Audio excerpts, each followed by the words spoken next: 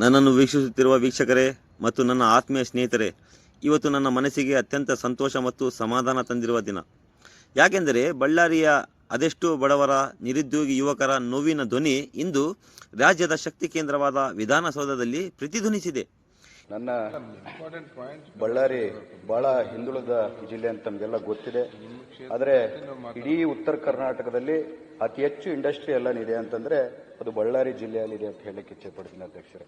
ಆದರೆ ನಮ್ಮ ಇಷ್ಟು ಬಳ್ಳಾರಿ ಜಿಲ್ಲೆಯಲ್ಲಿ ಇಷ್ಟು ದೊಡ್ಡ ಮಟ್ಟದಲ್ಲಿ ಇಂಡಸ್ಟ್ರಿ ಇದ್ರೂ ನಮ್ಮ ಜಿಲ್ಲೆಯ ಜನತೆಗೆ, ನಮ್ಮ ಹುಡುಗರಿಗೆ ಅಲ್ಲಿ ಜಾಬ್ಗಳು ಸಿಗ್ತಾ ಇಲ್ಲ.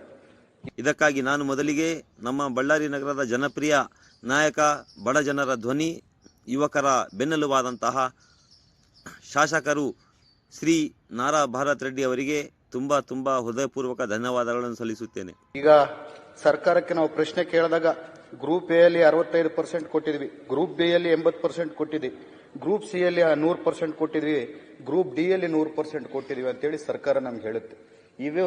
ಈ ಅಂಕಿಅಂಶಗಳು ಕರೆಕ್ಟ್ ಆಗಿದ್ರೆ ನಮ್ಮ ಮಕ್ಕಳು ಬೀದಿಯಲ್ಲಿ ಯಾಕೆ ಅಳಿಸಿದ್ರು ಅಂತ ಕೇಳಲಿಕ್ಕೆ ಇಚ್ಛೆ ಪಡ್ತೀನಿ ಸರ್. ನಿಮ್ಮೆಲ್ಲರಿಗೂ ಗೊತ್ತಿರುವಂತೆ ಕಳೆದ ಕೆಲವು ದಿನಗಳಿಂದ ನಾನು ಸತತವಾಗಿ ವಿಡಿಯೋಗಳ ಮೂಲಕ ನಮ್ಮ ಬಳ್ಳಾರಿ ಜಿಲ್ಲೆಯ ಜ್ವಲಂತ ಸಮಸ್ಯೆಗಳನ್ನು ನಿಮ್ಮ ಮುಂದೆ ಇಡುತ್ತಲೇ ಬಂದಿದ್ದೆ. ನಮ್ಮ ಜಿಲ್ಲೆಯಲ್ಲಿ ಬೃಹತ್ ಕೈಗಾರಿಕೆಗಳಿವೆ, ಆದರೆ ಅಲ್ಲಿ ನಮ್ಮ ಮಕ್ಕಳಿಗೆ ಕೆಲಸವಿಲ್ಲ. ನಮ್ಮವರು ಕೆಲಸ ಆರಿಸಿ ವಲಸೆ ಹೋಗುತ್ತಿದ್ದಾರೆ, ಆದರೆ ಹೊರ ರಾಜ್ಯದವರು ಬಂದು ನಮ್ಮ ನೆಲದಲ್ಲಿ ರಾಜರೋಷವಾಗಿ ಬದುಕುತ್ತಿದ್ದಾರೆ. ಸರೋಜಿನಿ ಮಹಿಷಿಯ ವರದಿಯ ಪ್ರಕಾರ ಕನ್ನಡಿಗರಿಗೆ ಸಿಗಬೇಕಾದಂತಹ ಉದ್ಯೋಗ ಸಿಗುತ್ತಿಲ್ಲ ಎಂದು ನಾನು ಉಲ್ಲೇಖ ಮಾಡಿದ್ದೆ. ನೀವು ನಿಮ್ಮ ಸುತ್ತಮುತ್ತ ನಡೆಯುತ್ತಿರುವ ಕಾಮಗಾರಿಗಳನ್ನು ಸ್ವಲ್ಪ ಸೂಕ್ಷ್ಮವಾಗಿ ಗಮನಿಸಿ. ಅಲ್ಲಿ ಬೆವರು ಸುರಿಸುತ್ತಿರುವವರು ಯಾರು? ಅಲ್ಲಿ ಕೆಲಸ ಮಾಡುತ್ತಿರುವ ಕಾರ್ಮಿಕರು ಯಾರು? ಅಲ್ಲಿನ ಟೆಕ್ನಿಷಿಯನ್ಗಳು ಯಾರು? ನಂಬಿ ವೀಕ್ಷಕರೇ, 90% ಜನ ಹೊರ ರಾಜ್ಯದವರು. ಬಿಹಾರ, ಒರಿಸ್ಸಾ, ರಾಜಸ್ಥಾನದಿಂದ ಬಂದವರಿಗೆ ನಮ್ಮ ಬಳ್ಳಾರಿಯಲ್ಲಿ ರಾಜ ಮರ್ಯಾದೆ ಸಿಗ್ತಾ ಇದೆ. ಆದರೆ ತಲಾಂತರದಿಂದ ಇಲ್ಲೇ ಹುಟ್ಟಿ ಇಲ್ಲೇ ಬೆಳೆದು ಕೆಲಸ ಗೊತ್ತಿರುವ ನಮ್ಮ ಬಳ್ಳಾರಿಯ ನುರಿತ ಕಾರ್ಮಿಕರಿಗೆ, ಟೆಕ್ನಿಷಿಯನ್ಗಳಿಗೆ ಕನಿಷ್ಠ ಕೆಲಸವೂ ಸಿಗದೆ ಬೀದಿ ಪಾಲಾಗಿದ್ದಾರೆ. ನಾವು ನಮ್ಮದೇ ಊರಿನಲ್ಲಿ, ನಮ್ಮದೇ ಜಿಲ್ಲೆಯಲ್ಲಿ ಪರಕೀಯರಾಗಿ ಉಳಿಯುತ್ತೇವೆ. ಹೊಟ್ಟೆಪಾಡಿಗಾಗಿ ನಾವು ನಮ್ಮ ಊರು ಬಿಟ್ಟು ಕೆಲಸ ಹುಡುಕಿಕೊಂಡು ವಲಸೆ ಹೋಗಬೇಕಾಗುತ್ತದೆ. ಇಂದು ಹೆಚ್ಚಿಕೊಳ್ಳುವ ಸಮಯ. ಬಳ್ಳಾರಿಯಲ್ಲಿ ನಡೆಯುತ್ತಿರುವ ಪ್ರತಿಯೊಂದು ಕಾಮಗಾರಿಗೆಯಲ್ಲಿ ಬಳ್ಳಾರಿಯವರಿಗೆ ಸಿಂಹ ಪಾಲು ಸಿಗಬೇಕು. ಸರೋಜಿನಿ ಮಹಿಷಿ ವರದಿ ಪ್ರಕಾರ ಸ್ಥಳೀಯರಿಗೆ ಮೀಸಲಾತಿ ಸಿಗಬೇಕು. ಬಳ್ಳಾರಿಯ ಕೆಲಸ ಬಳ್ಳಾರಿಯವರಿಗೆ ಸಿಗಬೇಕೆಂದು ನಮ್ಮ ಮಕ್ಕಳು ಬೆಂಗಳೂರು ಇನ್ನೊಂದು ಕಡೆ ಹೋದಾಗ ಅಲ್ಲಿ ಎಲ್ಲನ ಸಿಗ್ನಲ್ ಲೈಟ್ ಅಲ್ಲಿ ನಿಂತಾಗ ನಮ್ಮ ಬಳ್ಳಾರಿ ಜನತೆನೋ ಕೊಪ್ಪಳ ಜನತೆನೋ ಬಂದು ಅಣ್ಣ ನಾನು ನಿಮ್ಮ ಜಿಲ್ಲೆಗೆ ಸೇರ್ದನಂತ ಮಾತಾಡಿದಾಗ ನಮಗೆ ಕಣ್ಣಲ್ಲಿ ನೀರು ಬರುತ್ತೆ ಅಧ್ಯಕ್ಷರೇ. ಯಾಕಂದ್ರೆ ನಮ್ಮ ಮಕ್ಕಳು ಎಲ್ಲೋ ಬಳ್ಳಾರಿಯಲ್ಲಿ ಇಷ್ಟು ಇಂಡಸ್ಟ್ರಿ ಇದ್ರು ಅಲ್ಲಿ ಅವಕಾಶ ವಂಚಿತರಾಗಿ ನಮ್ಮ ಮಕ್ಕಳು ಬೆಂಗಳೂರಲ್ಲೋ ಇನ್ನೊಂದು ಕಡೆನೋ ಡೆಲಿವರಿ ಬಾಯ್ನೋ ಇನ್ನೊಂದು ರೀತಿಯಲ್ಲಿ ಕೆಲಸ ಮಾಡಬೇಕಲ್ಲ ಅಂತೇಳಿ ನಮಗೆ ನೋವಾಗುತ್ತೆ, ನಮಗೆ ನಾಚೆ ಆಗುತ್ತೆ ಅಧ್ಯಕ್ಷರೇ. ಯಾಕಂದ್ರೆ ನಾವು ಅಲ್ಲಿನ ಪ್ರತಿನಿಧಿಗಳಾಗಿ ಫ್ಯಾಕ್ಟರಿಗಳು ಅಷ್ಟು ದೊಡ್ಡ ಮಟ್ಟದಲ್ಲಿ ಇದ್ರು, ಫ್ಯಾಕ್ಟರಿಗಳು ಇವತ್ತು ಯಾವ ರೀತಿಯಲ್ಲಿ ಇಂಡಸ್ಟ್ರೀಸ್ ಅವರು ಯಾವ ರೀತಿಯಲ್ಲಿ ಮೋಸ ಮಾಡ್ತಿದ್ದಾರೆ ಅಂತಂದ್ರೆ, ನಿಮ್ಮ ಸರ್ಕಾರ ಏನು ಸರೋಜಿನಿ ಮಹಿಷಿ ವರದಿ ಪ್ರಕಾರನೇ ನಾವು ಉದ್ಯೋಗ ಕೊಡ್ತಿದೀವಿ, ಲೋಕಲೇಟ್ಸ್ಗೆ ನಮ್ಮ ಕನ್ನಡಿಗರಿಗೆ ಕೊಡ್ತಿದೀವಿ ಅಂತ ಹೇಳಕ್ಕೆ 1,000 ಜನ ಎಂಪ್ಲಾಯ್ಮೆಂಟ್ ರಿಕ್ವೈರ್ಮೆಂಟ್ ಇದ್ರೆ ಅದರಲ್ಲಿ 100 ಮಾತ್ರ ನೇರ ನೇಮಕಾತಿ ಮಾಡ್ತಾರೆ. ಇನ್ನೊಂದು 900 ಅವರು ಬೇರೆ ಗುತ್ತಿಗೆದಾರರ ಮೂಲಕ, ಕಾಂಟ್ರಾಕ್ಟ್ ಮೂಲಕ ತಗೊಂಡಾಗ ಈ ವರದಿ ಇದರಲ್ಲಿ ಚೌಕಟ್ಟಲ್ಲಿ ಬರಲ್ಲ ಅಂತೇಳಿ ನಮ್ಮ ಕನ್ನಡಿಗರಿಗೆ, ನಮ್ಮ ಮಕ್ಕಳಿಗೆ ಮೋಸ ಆಗ್ತಿದೆ. ಯಾಕಂದ್ರೆ ಈ ಜಲ ನಮ್ದು, ಈ ನೆಲ ನಮ್ದು, ಆದ್ರೆ ನಮ್ಮ ಮಕ್ಕಳಿಗೆ ಮೋಸ ಆಗ್ತಿದೆ. ಧೂಳು ತಿನ್ನೋರು ನಾವು, ಬೇರೆ ರಾಜ್ಯದಿಂದ ಬಂದವರು ಅಲ್ಲಿ ಕುರ್ಚಿ ಮೇಲೆ ಕೂತು ರಾಜ್ಯ ಆಳ್ತಿದ್ದಾರೆ ಅಂತ ಹೇಳಕ್ಕೆ ಇಚ್ಛೆ ಪಡ್ತೀನಿ ಸಭಾಧ್ಯಕ್ಷರೇ. ನಮ್ಮ ಮಕ್ಕಳು ಏನ್ ಅನ್ಯಾಯ ಮಾಡಿದ್ದಾರೆ, ನಮ್ಮ ಜಿಲ್ಲೆಯ ಮಕ್ಕಳು ಬೇರೆ ಜಿಲ್ಲೆಗಳಾಗಿರ್ಬೋದು, ಬೇರೆ ರಾಜ್ಯಗಳಾಗಿರ್ಬೋದು, ಅವ್ರ ಮಕ್ಕಳಿಗೆ ಅನ್ಯಾಯ ಆದಾಗ ಇಡೀ ಅವ್ರ ರಾಜ್ಯಗಳು, ಅವರ ಶಾಸಕರು ಎಲ್ಲರೂ ಸೇರಿ ಒಂದು ಹೋರಾಟವನ್ನು ಮಾಡ್ತಾರೆ. ಆದ್ರೆ ನಮ್ಮ ಬಳ್ಳಾರಿ ಜನತೆಗೆ, ನಮ್ಮ ಮಕ್ಕಳಿಗೆ ಅನ್ಯಾಯ ಆದಾಗ ಯಾರು ನಮಗೆ ಕಾಣ್ತಾ ಇಲ್ಲ ಅಂತ ಹೇಳಕ್ಕೆ ನೋವಿಂದ ಹೇಳಕ್ಕೆ ಇಚ್ಛೆ ಪಡ್ತೀನಿ ಅಧ್ಯಕ್ಷರೇ.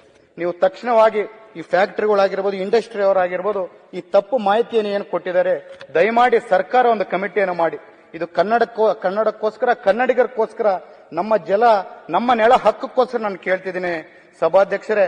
ನಮ್ಮ ಮಕ್ಕಳಿಗೆ ನಮ್ಮ ರಾಜ್ಯದಲ್ಲಿ, ನಮ್ಮ ನೆಲೆಯಲ್ಲಿ ಉದ್ಯೋಗ ಸೃಷ್ಟಿ ಆಗಬೇಕು.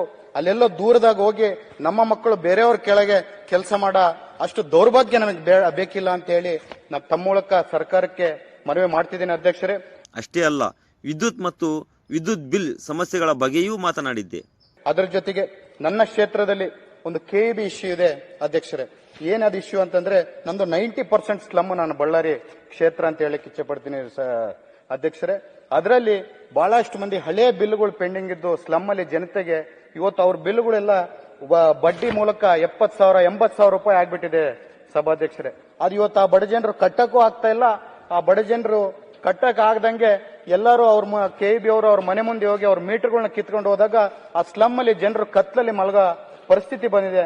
ಅದಕ್ಕೋಸ್ಕರ ಒಂದು ಅದಾಲತ್ತನ್ನು ಮಾಡಿ ತಾವೆಲ್ಲರೂ ಸರ್ಕಾರದವರು ಜಾರ್ಜ್ ಸಾಹೇಬ್ರು ಇಲ್ಲೇ ಇದ್ದಾರೆ, ಒಂದು ಅದಾಲತ್ತನ್ನು ಮಾಡಿ ಆ ಬಡ್ಡಿ ಏನಿದೆ ಅದನ್ನೆಲ್ಲ ಮನ್ನಾ ಮಾಡಿ ನಮ್ಮ ಜನತೆಗೆ ಅಸಲು ಏನಿದೆ ಅದರಲ್ಲಿ ಒಂದು ಟೈಮ್ ಕೊಟ್ರೆ ಒಂದು 6 ತಿಂಗಳಿಂದ 1 ವರ್ಷದಲ್ಲಿ ಅದನ್ನ ಅವ್ರ ಬಿಲ್ ಅನ್ನು ಪಾವತಿ ಮಾಡ್ಕೊಂತಾರೆ. ದಯಮಾಡಿ ಅಷ್ಟುವರೆಗೆ ಆ ಮೀಟರ್ಗಳನ್ನ ಕಿತ್ಕೊಂಡು ಹೋಗಿ ನಮ್ಮ ಜನತೆಗೆ ಆ ಬಡ ಜನತೆಗೆ ತೊಂದರೆ ಮಾಡಬೇಡ್ರಿ ಅಂತ ಕೇಳ್ಕೊಂತೀನಿ ಸಭಾಧ್ಯಕ್ಷರೇ. ನೋವು ಏನೆಂದರೆ ಅಂದು ನಾನು ಈ ವಿಷಯಗಳನ್ನು ಎತ್ತಿದಾಗ ಕನ್ನಡ ಪರ ಎಂದು ಹೇಳಿಕೊಳ್ಳುವ ಯಾವ ಸಂಘಟನೆಗಳು ನನ್ನ ಮಾತನ್ನು ಗಂಭೀರವಾಗಿ ಪರಿಗಣಿಸಲಿಲ್ಲ. ನನ್ನ ಧ್ವನಿ ಕೇಳುವುದಿಲ್ಲ ಎಂದುಕೊಂಡಿದ್ದೆ. ಆದರೆ ಒಬ್ಬ ಶಿಕ್ಷಿತ ಮತ್ತು ಅಶಿಕ್ಷಿತ ನಡುವೆ ಅಂತರ ಮತ್ತು ನಾಯಕನಾದವನು ಜನರ ನಾಡಿಮಿಡಿತವನ್ನು ಹೇಗೆ ಅರಿಯುತ್ತಾನೆ ಎನ್ನುವುದಕ್ಕೆ ಇವತ್ತು ಸಾಕ್ಷಿ ಸಿಕ್ಕಿದೆ. ಸ್ನೇಹಿತರೆ, ನನ್ನ ಪೂರ್ಣ ಅವಧಿಯಲ್ಲಿ ಇಂತಹ ನಾಯಕ ಮತ್ತು ಶಾಸಕ ನಾನು ಎಂದು ಕಂಡಿಲ್ಲ. ಅದರ ಜೊತೆಗೆ ನಮ್ಮ ಡಿಎಂಎಫ್ ಫಂಡ್ ಅಂತೇಳಿ ಡಿಸ್ಟ್ರಿಕ್ಟ್ ಮಿನರಲ್ ಫಂಡ್ ಏನಿದೆ 2.5 ವರ್ಷದಿಂದ ನಾವು ಡಿಸ್ಟ್ರಿಕ್ಟ್ ಇನ್ಚಾರ್ಜ್ ಮಿನಿಸ್ಟರ್ಗಳಿಗೆ, DC ಅವರಿಗೆ, ಮುಖ್ಯಮಂತ್ರಿಗಳಿಗೆ ಕೇಳ್ಕೊಂತಿದೀವಿ. ಒಂದು ರಿವ್ಯೂ ಮೀಟಿಂಗ್ ಮಾಡ್ತಾ ಇಲ್ಲ. ಒಂದು ಮೀಟಿಂಗ್ ಅನ್ನು ಮಾಡಿದ್ರೆ ನಮ್ಮ ರಾಜ್ಯ ಸರ್ಕಾರದಿಂದ ನಮ್ಗೆ ದುಡ್ಡೇನು ಅವಶ್ಯಕತೆ ಇಲ್ಲ. ನಮ್ಮ ಜಿಲ್ಲೆಯಿಂದ ನಮ್ಮ ಖನಿಜದಿಂದ ನಮಗೆ ಉತ್ಪತ್ತಿ ಆದಂತ ದುಡ್ಡಲ್ಲಿ ಪ್ರತಿ ಕ್ಷೇತ್ರಕ್ಕೆ ಬಳ್ಳಾರಿ ನಗರಕ್ಕೆ ಒಂದು 200 ಕೋಟಿ, ಬಳ್ಳಾರಿ ಗ್ರಾಮೀಣಕ್ಕೆ ಒಂದು 200 ಕೋಟಿ, ಕಂಪ್ಲಿಗೆ ಒಂದು 200 ಕೋಟಿ, ಇಡೀ ಜಿಲ್ಲೆದ ಪ್ರತಿಯೊಂದು ಕಾನ್ಸ್ಟಿಟ್ಯೂನ್ಸಿಗೆ ಒಂದು 200 ಕೋಟಿ ಅನುದಾನ ಬರುತ್ತೆ. ನಮ್ಮ ಹತ್ರ ಅನುದಾನ ಇದ್ರು ಅದನ್ನು ಮುಂದೆ ತಗೊಂಡೋಗಿ, ಯಾಕಂದ್ರೆ ನಾವು ಉತ್ತರ ಕರ್ನಾಟಕದವರು, ನಮ್ಮ ಪರವಾಗಿ ಮಾತಾಡೋರು ಯಾರಿಲ್ಲ. ಅದೇ ಈ ಅನ್ಯಾಯ ಮೈಸೂರು ಬೆಂಗಳೂರಿಗೂ ನಡೆದಿದ್ರೆ ಇಡೀ ಸದನದಲ್ಲಿ ದೊಡ್ಡ ಗದ್ದಲ ಆಗ್ತಿತ್ತು. ಆದ್ರೆ ನಮ್ಮ ಉತ್ತರ ಕರ್ನಾಟಕದವರು ಹಿಂದುಳಿದವರು ಇವ್ರು ಯಾವತ್ತೂ ಏನು ಮಾತಾಡಕ್ಕಾಗಲ್ಲ. ಇವ್ರಿಗೆ ಎಷ್ಟು ನಾವು ಕೆಲಸ ಮಾಡಿಲ್ಲ ಅಂದ್ರು ಇವ್ರು ಸುಮ್ಮನೆ ಕೂಡ್ತಾರೆ ಅಂತೇಳಿ ಏನ್ ನಾವು ಬೇರೆ ಮಳತಾಯಿ ಧೋರಣೆಯನ್ನು ಉತ್ತರ ಕರ್ನಾಟಕ ತೋರಿಸ್ತಿದ್ರಿ. ದಯಮಾಡಿ ಇದನ್ನ ನ್ಯಾಯಕ್ಕೆ ಕೊಡಿಸ್ಬೇಕು. ನಮ್ಮ ಫಂಡ್ ಅನ್ನು ನಾವು ಉಪಯೋಗ ಮಾಡ್ಕೊಳಕ್ಕೆ ದಯಮಾಡಿ ಆದಷ್ಟು ಬೇಗ ಒಂದು ಮೀಟಿಂಗ್ ಅನ್ನು ಮಾಡ್ಬೇಕಂತ ಹೇಳ್ತಾ ನಾನು 2 ಮಾತನ್ನು ಮುಗಿಸ್ತಿದ್ದೀನಿ. ನಾನು ಎತ್ತಿದ ಅದೇ ವಿಷಯಗಳನ್ನು, ಅದೇ ನೋವನ್ನು ನಮ್ಮ ಶಾಸಕರಾದ ನಾರಾ ಭರತ್ ರೆಡ್ಡಿ ಅವರು ಅತ್ಯಂತ ಸೂಕ್ಷ್ಮವಾಗಿ ಗಮನಿಸಿದ್ದಾರೆ.